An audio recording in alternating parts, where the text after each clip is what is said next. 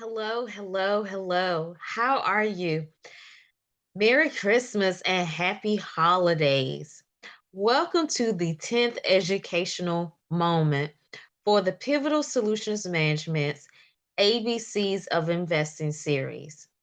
My name is Dr. Lakeisha Lowe, also known as Dr. LL, and I am the CEO of Pivotal Solutions Management, better known as PSM for short.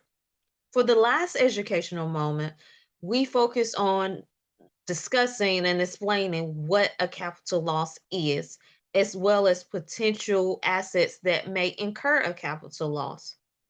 In addition, we looked at an example that showed how you could determine whether you have a capital loss or not. For this educational moment, we will continue our conversation about capital loss. However, our focus will be on distinguishing between a realized capital loss versus an unrealized capital loss, as well as a long term capital loss versus a short term capital loss. In addition, we are going to discuss the potential benefits of a capital loss. But before we dive into our educational moment, I would like to point out the importance of us discussing a capital loss during this time of the year. Now, I understand a lot of people are busy shopping for holiday gifts or attending holiday events, but we all know 2023 is drawing to an end. 2024 is right around the corner. And with 2024 being right around the corner, that means many individuals will have to report whether or not they had a capital loss. And that report would need to be made at the beginning of 2024 for tax purposes, for the tax season. So, why not a great time to discuss capital loss? So, let's have a recap. What is a capital loss? A capital loss is when a person experiences a decline in the value of their asset. And a capital loss can occur when a person sells an asset for a lower amount than the purchase price of the asset. It is basically when the asset goes down in value, not up, down. And I know that we all would love for our assets to go up in value, but reality that your asset is likely to go down. So I know you're wondering, my asset going down, but what is so special about experiencing a capital loss?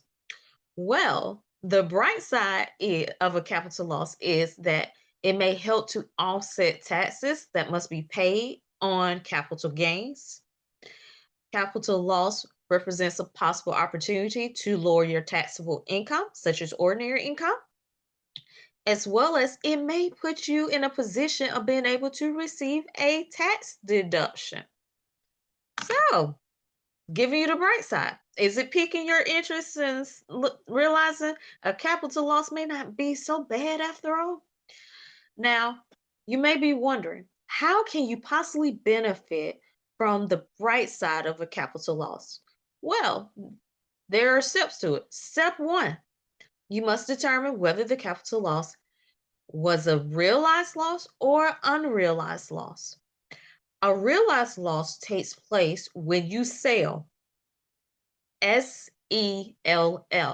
You sell an asset at a lower price than the asset's purchase price.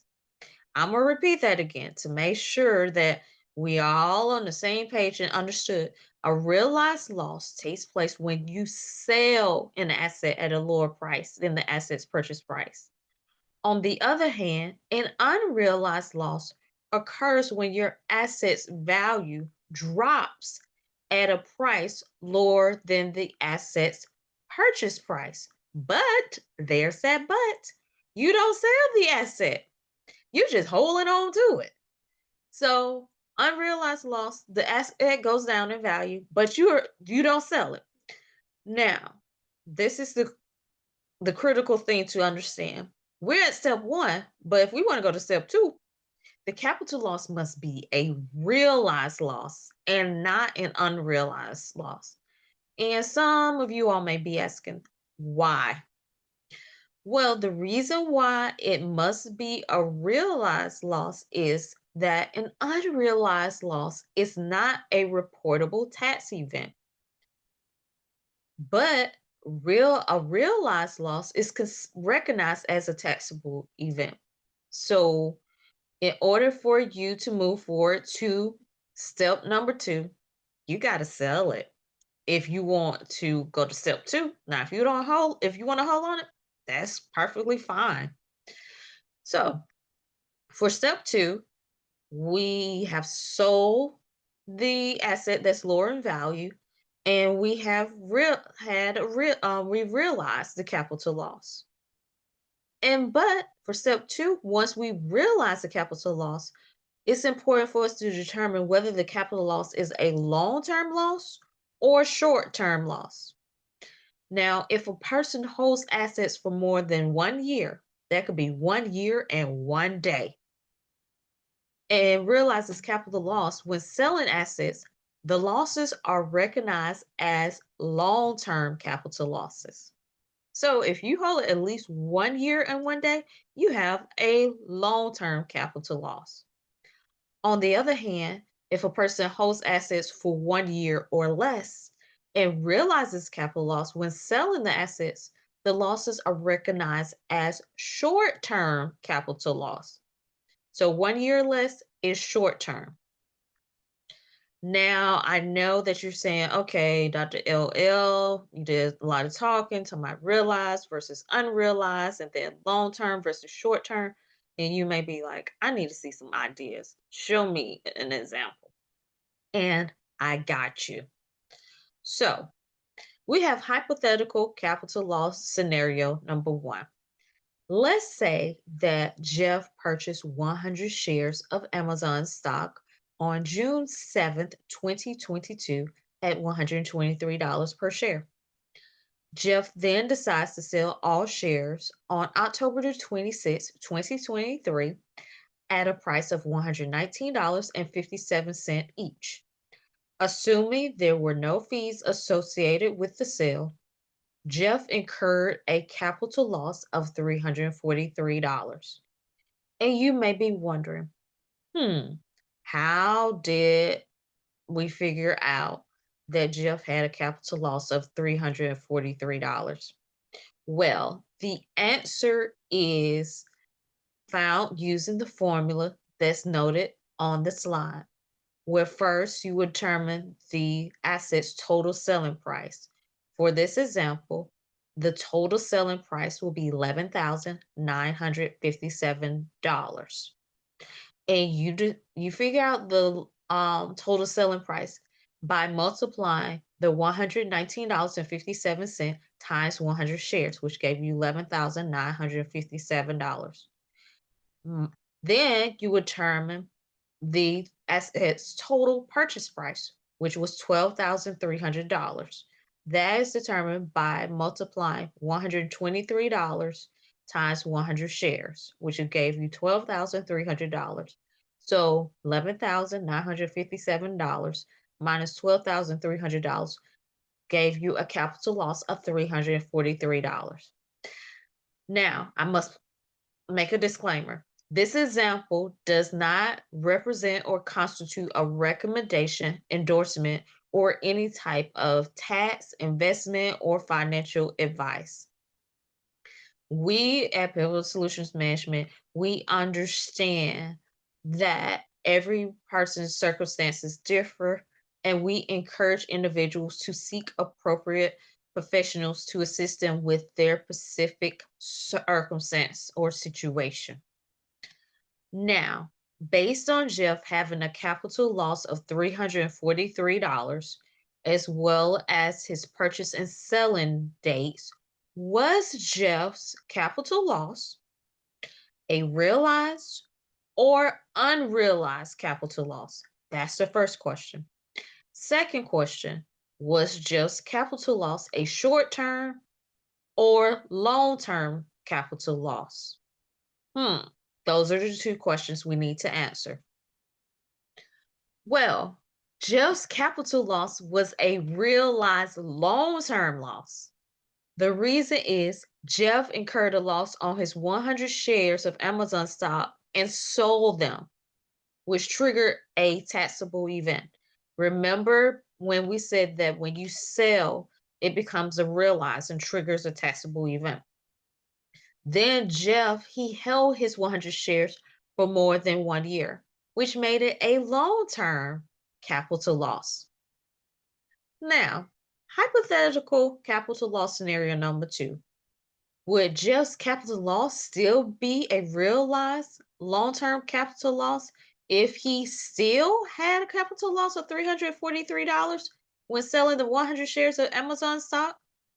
But, there's that but bought the shares on June 7th, 2022, and then sold the shares on June 1st, 2023? Let's see. Hmm. Well, Jeff's capital loss would be unrealized because he sold it and that triggered a taxable event. But it would not be a long-term loss. And the reason being for this second hypothetical capital loss, Jeff's capital loss instead would be a realized short-term capital loss. And the reason why it's short-term because Jeff held the Amazon stocks for less than 1 year. So, I have a question for you. Do you remember what the bright side of a capital loss entails? Hmm. If you don't, no worries. I got you. The bright side of a capital loss consists of the following. One, a possible opportunity to offset taxes that must be paid on capital gains. Two, the potential to lower your taxable income. Then also the possibility of putting you in a position to receive a tax deduction. Now, I don't know about you, but most people I know, if you could offset taxes from your capital gains and lower taxable income and get a tax deduction, that sounds pretty good. Hmm. Now, I know you're wondering, okay, Dr. LL, not once, but twice you have mentioned these potential benefits. So, how can capital losses possibly offset my capital gains or lower my taxable income? I'm sure you want to know, like, I need to know, show me. And I want to show you, trust me, I do. But at the same time, I don't want to overwhelm you with information. So, stay tuned for what is capital loss part 3. Now, I know typically we strive if we have to do 2 parts, but the information for capital loss was so good, so we just had to do it in 3 parts. So, stay tuned for part 3, which will be coming soon.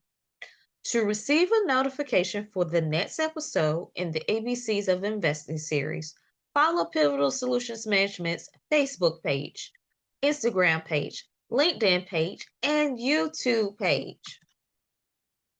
And if you want to get more personalized insight on potential ways to boost or increase your income, use Pivotal Solutions Management's Calendly link to schedule a complimentary assessment and consultation. You may also email Pivotal Solutions Management at info at pivotal, PIV as in Victor, OTAL, solutions with the S at the end.com. That is info at thepivotalsolutions.com. Also, please know that Pivotal Solutions Management, we strive to provide information as accurately as possible, which shows the references that were used for this educational moment. If you're interested in getting more insight from the references, please feel free to refer to them. Now, if you found this educational moment or any of the previous educational moments insightful or helpful, click on the like button or leave a comment. Your feedback is certainly appreciated and valued. As always, I am yours truly, Dr. Lakeisha Lowe, aka Dr. LL, and I am with Pivotal Solutions Management. I encourage you to stay motivated, determined, driven, and prayerful with everything that you do. My hope is that you enjoy your day and always remember financial literacy can change the outlook for your family, future generations, and you. I wish God's blessings upon your family and you, and I look forward to talking with you next time.